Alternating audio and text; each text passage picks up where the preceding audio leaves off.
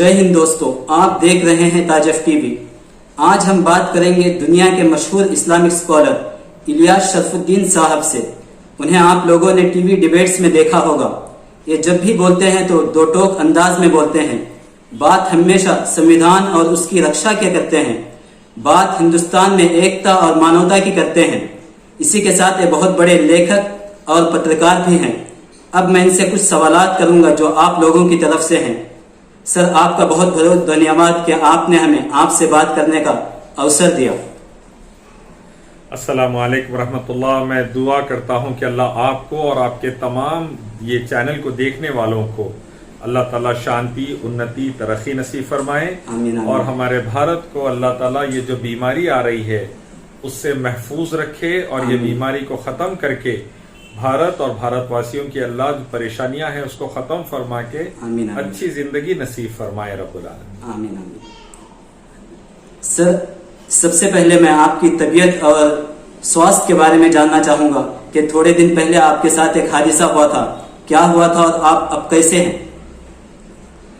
अल्हम्दुलिल्लाह कसीरा 2 महीने हुए हैं। एक्सीडेंट को 1 नवंबर को हुआ था और मैं आरमूर जा रहा था यहाँ से 200 किलोमीटर दूर एक लेक्चर के लिए। जी। और लेक्चर टूर पर था मैं और 2 व्हीलर पे ट्रैवल कर रहा था, अकेला था मेरी स्कूटी पर। जी। और कब 150 किलोमीटर के बाद एक नींद का झोंका आया और मैं डिवाइडर को मारा तो मेरे घुटने के नीचे की हड्डी टूट गई, फ्रैक्चर हुआ। अल्लाह का एहसान है, अल्हम्दुलिल्लाह। ऑपरेशन वगैरह बहुत उम्दा तरीके से अल्लाह ने करवाया। वहाँ के जिम्मेदारों को अल्लाह अच्छा रखे वो लोग, और हमारी पुलिस को भी जो फौरी उठा के हॉस्पिटल लेके गए। मैं बेहोश हो चुका था।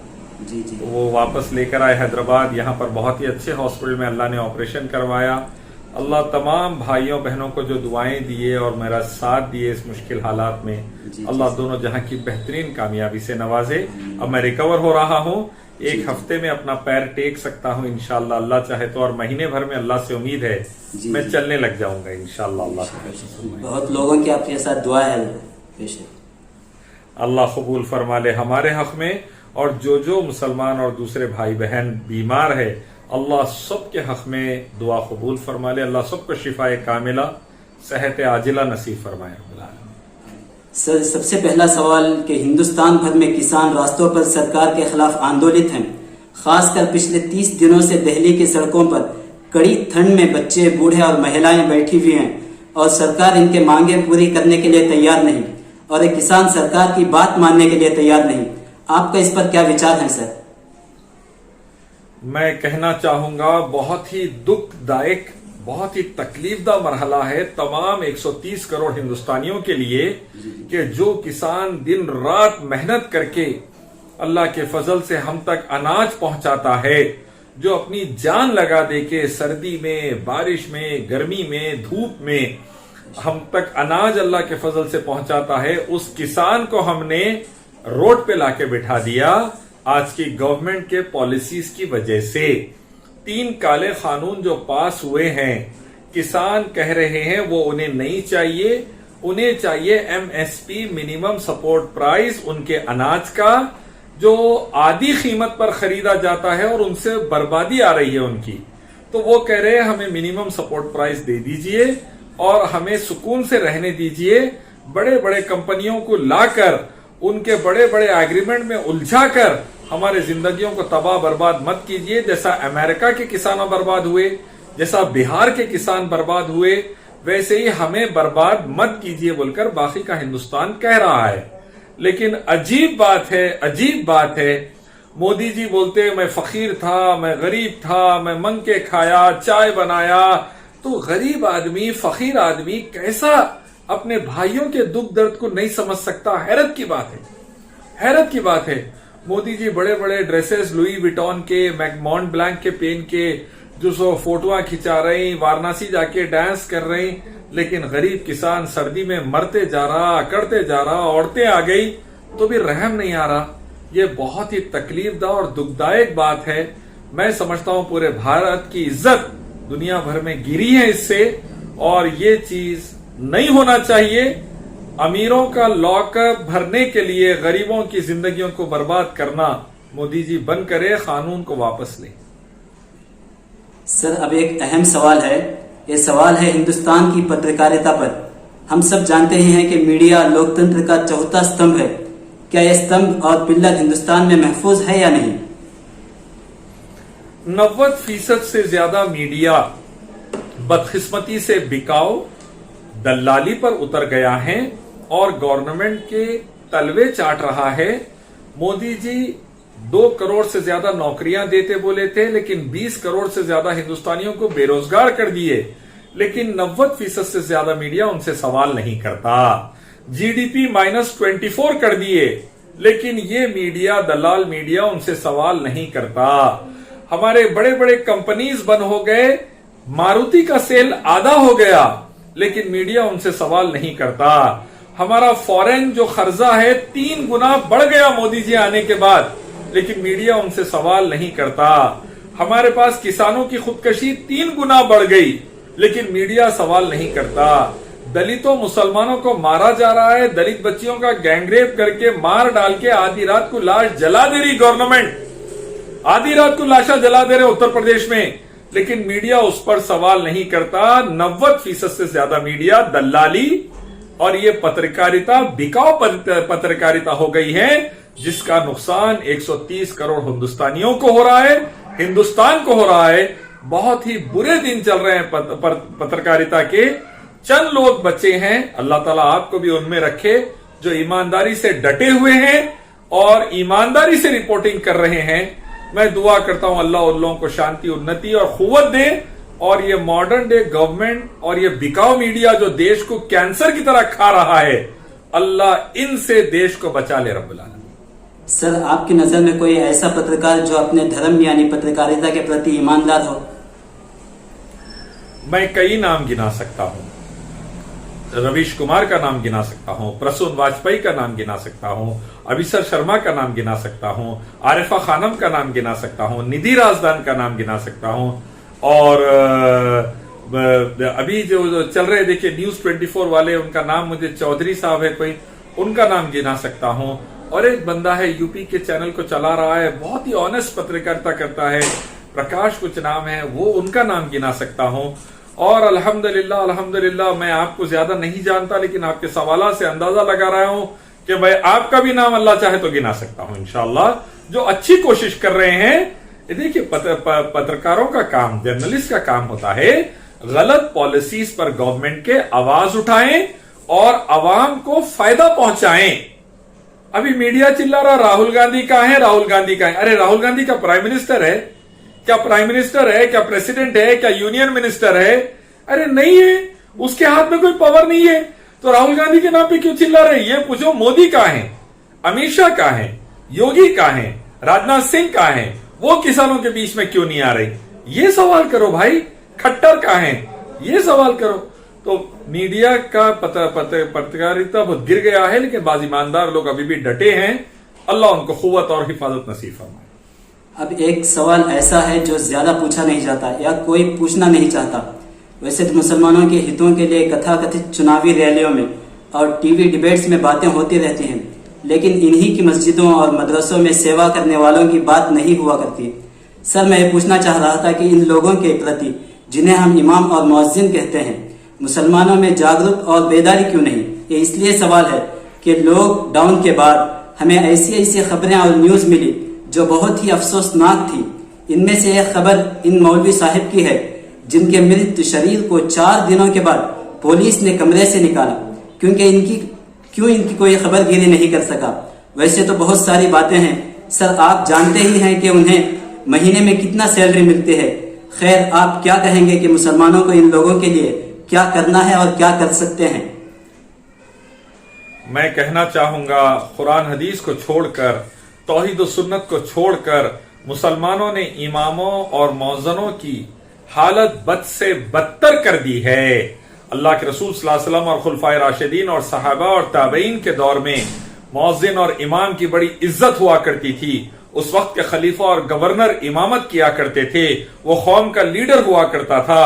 لیکن آج تنخواہ دار اماموں کو اپوائنٹ کر کے مدرسوں کے عالموں اور حافظوں کی امت نے بڑی بے عزتی کی ہے.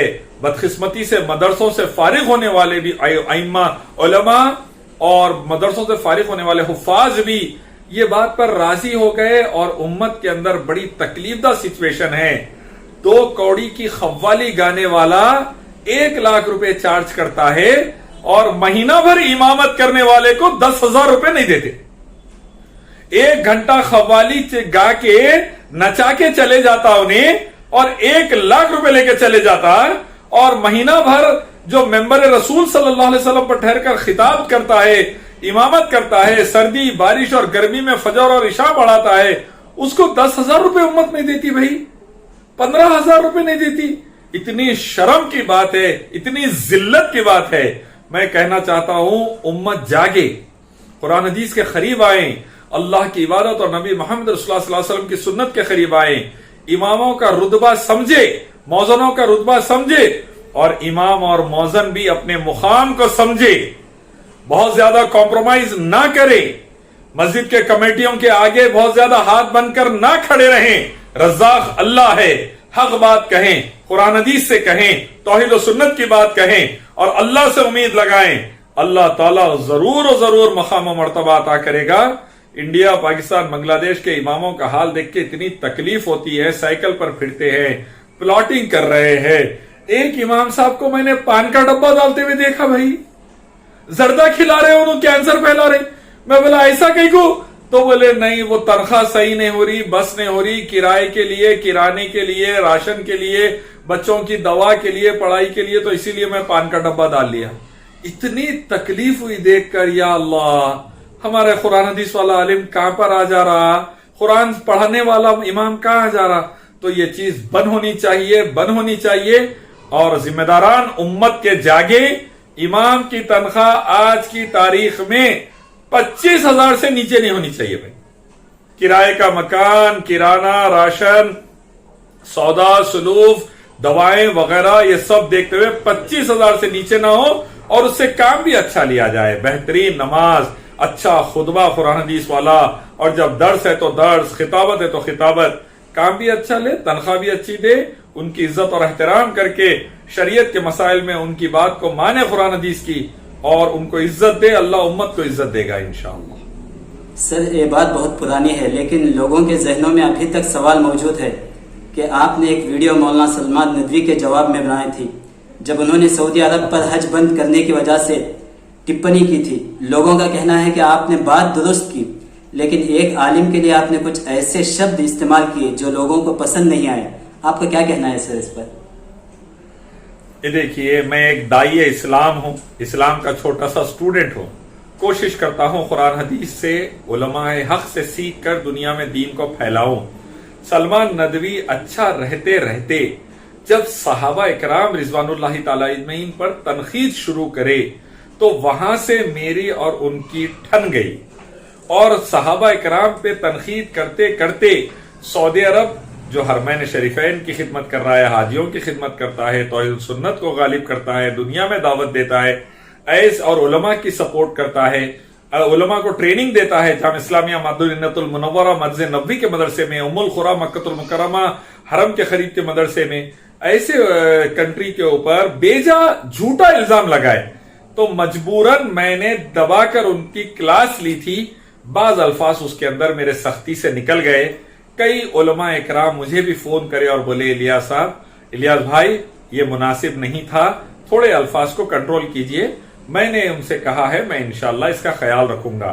بعد میں جب سلمان ندوی نے ابو ہریرہ رضی اللہ تعالیٰ عنہ کو ایک درباری مولوی کہہ دیا اور حدیث چھپانے والا کہہ دیا، نعوذ باللہ، تو پھر مجبوراً مجھے پھر تھوڑے سخت الفاظ استعمال کرنے پڑے، جس پر علماء نے کہا اب آپ واجبی بولے ہیں، کیونکہ ان کی زبان بہت کھل گئی تو اتنا تو بولنا بنتا تھا۔ تو میں پھر بھی آپ لوگوں سے کے تھرو یہ کہنا چاہوں گا، بلا وجہ کہ میں کسی کو کچھ کہنا نہیں چاہتا، لیکن اللہ، رسول اللہ صلی اللہ علیہ وسلم، انبیاء، صحابہ صحابیات، خلفائے راشدین، اہل بیت رضوان اللہ تعالی اجمعین، اور بزرگان دین اور اسلامک آرگنائزیشنز، اسلامک پرسنالٹیز یا اسلامک ملکوں پر اور امت مسلمہ پر بات آئے گی تو پھر الیاس شرف الدین جواب دے گا۔ الیاس شرف الدین اس کی فیملی کو 4 گالیاں دیجئے، مسئلہ نہیں ہے، لیکن اگر یہ اوپر جتنے میں نے لوگوں کا ذکر کیا ان پر بات آئے گی یا رب العالمین کی ذات کے مبارک پر بات آئے گی تو الیاس شرف الدین جواب دے گا اور ضرورت پڑی تو سختی سے جواب دے گا. سر ایک آخری سوال تھا کہ آپ اتنی بے باکی اور نڈر ہو کر اپنی بات رکھتے ہیں، کیا آپ کو اگر میں کہوں تو کیا آپ کو ڈر نہیں لگتا؟ قرآن صحیح حدیث کے اندر اللہ اور نبی محمد صلی اللہ علیہ وسلم نے تمام انسانیت کے لیے صرف شانتی، انتی، سلامتی، ترقی، پراسپیرٹی، پیس کی بات کی ہے، اور مجھے وہ بیان کرنے میں کوئی دقت نہیں ہے. ایک آئی بی کے آفیسر بولے جمعے کے خطبے آپ لوگ دے رہے ہیں، ہم 2 آفیسرز کو بھیجائیں گے اب مسجد میں. میں بولا ضرور بھیجائیے، میں جہاں خطبہ دیتا ہوں پورے انڈیا میں پھر کے یا باہر سعودی عرب یا دبئی وغیرہ میں کہیں پر بھی، وہاں پر آپ مودی جی اور امت شاہ کو بھیجا دیجئے. پہلی لائن پہلی صف میں بٹھانے کی ذمہ داری الیاس شرف الدین کی ہے. انشاءاللہ 2-3 جمعوں میں دونوں کلمہ پڑھ لیں گے انشاءاللہ، اللہ چاہے تو، کیونکہ قرآن حدیث سے صرف سلامتی اور شانتی انتی کی بات ہوتی ہے. تو مجھے یہ بیان کرنے میں الحمدللہ کوئی ڈر نہیں. اللہ نے ڈر دل سے نکال دیا. موت آتی، ایکسیڈنٹ میں مر جاتے، ہارٹ اٹیک سے مر جاتے، برین ہیمریج سے مر جاتے، کڈنی فیلئر سے مر جاتے، زمین جائیداد کی لڑائیوں میں مرڈر ہو جاتا، گھور کے دیکھے مرڈر ہو جاتا. تو موت تو جب آنا ہے، اللہ کے دین کے لیے اگر موت آئے گی تو اس سے اچھی موت نہیں ہے. یقیناً انشاءاللہ یہ دل میں بات اللہ نے بٹھا دیا، ڈر نکال دیا. میں حق بات کہتا ہوں، توحید و سنت والا، قرآن حدیث والا مسلمان ہوں، انڈین آرمی نائک کا بیٹا ہوں. میرے باپ نے 1970 کی جنگ میں بھارت کے لیے خون پسینہ لگایا ہے، اور الحمدللہ میرے دادا کسان تھے، اور میں جوان کی نسل سے ہوں. الحمدللہ اللہ کے حکم سے مجھے ڈر اللہ نے نکال دیا. اور دھمکی جو دینے کی کوشش کرے سمبت پاترا، جی وی ایل نرسمہا راؤ، میں نے ان سے بھی کہہ دیا بھیا میں کانگریس کوئی پارٹی کا نہیں ہوں ڈرنے کے واسطے، کرائے کے گھر میں رہتا ہوں. الحمدللہ اللہ حلال کی کھلا رہا ہے، بیوی بچوں کے ساتھ سکون سے رکھا ہے، تو میرے کو الحمدللہ حق بولنے میں کوئی پرابلم نہیں ہے اللہ کے فضل سے. سر بہت شکریہ. سر اگر آپ اپنے چاہنے والوں کو ہمارے چینل کے لیے کچھ کہتے تو مہربانی ہوتی. میں تمام آپ کے چینل کے دیکھنے والوں کو، آپ لوگوں سے محبت کرنے والوں کو یہ کہنا چاہتا ہوں، مہربانی فرما کر، بھارت بہت تکلیف میں آ گیا ہے. ہمارے بھارت کے 130 کروڑ لوگ بہت پریشانی میں آ گئے. دلت بھائی پریشان ہیں، اسٹوڈنٹس پریشان ہیں، ڈاکٹرز پریشان ہیں، کسان پریشان ہیں، مسلمان پریشان ہیں، جوان پریشان ہیں. بہت ہی تکلیف دہ حالات چل رہے ہیں. ان حالات میں سچ بولیے، حق بولیے، شانتی انتی پھیلائیے، اور آگ لگانے والے، زہریلے جملے بولنے والے، ہندو مسلم کر کے یا دوسرے مسئلے میں لڑانے والوں سے بچیے اور ان کی پلاننگ کو فیل کیجیے. بھارت واسیوں کو بچائیے، شانتی انتی پھیلائیے، اور قرآن حدیث کو پڑھ کر ایک مالک رب کو پہچانیے، اسی کی پوجا اس کے آخری پیغمبر محمد صلی اللہ علیہ وسلم کی اطاعت کیجیے. السلام علیکم.